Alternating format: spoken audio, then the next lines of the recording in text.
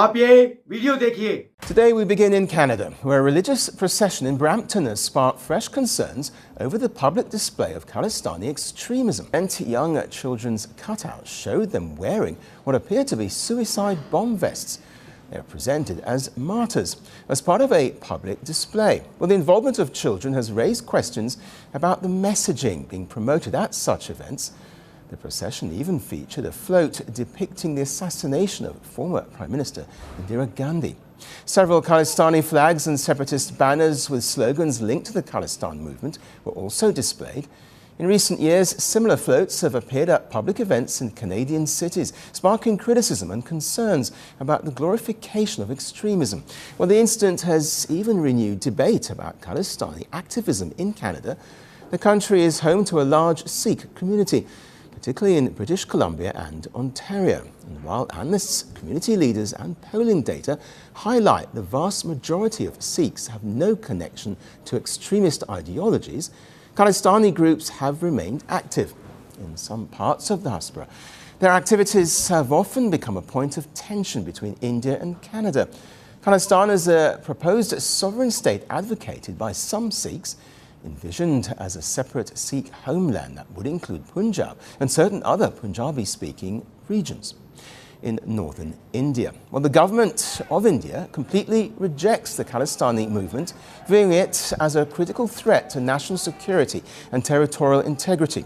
Relations between Canada and India suffered a major setback in 2023. Now, that was after former Canadian Prime Minister Justin Trudeau said Canadian authorities were investigating allegations linking Indian agents to the killing of Hardeep Singh Nijjar, a Khalistani separatist who India had designated as a terrorist. There are credible reasons to believe that agents of the government of India were involved in the killing of a Canadian on Canadian soil. That is something of the utmost and foundational importance in a country of rule of law, in a world where international rules-based order matters. We have a rigorous and independent justice system and robust processes that will follow their course.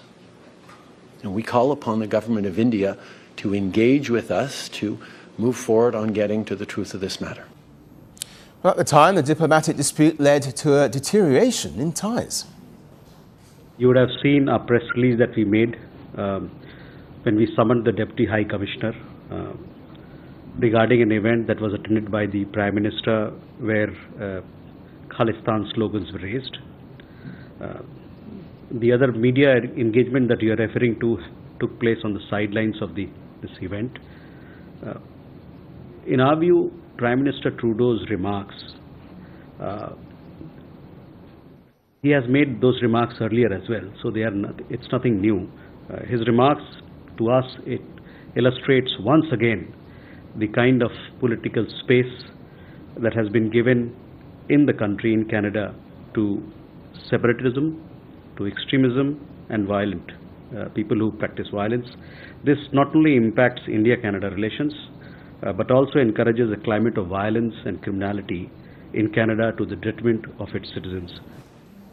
In recent months, however, both countries have worked to stabilise the relationship. Canadian Prime Minister Mark Carney has taken steps to reset diplomatic and economic engagement with Indian Prime Minister Narendra Modi. Those efforts have included the return of High Commissioners, a 10-year nuclear energy agreement and a commitment to pursue a free trade deal. This is not merely the renewal of a relationship. It is the expansion of a valued partnership with new ambition, focus, and foresight. A partnership between two confident countries charting our own course for the future. But incidents such as the one in Brampton continue to keep the issue of Khalistani extremism in the spotlight, and the use of children in such displays has added a new layer to an already sensitive debate.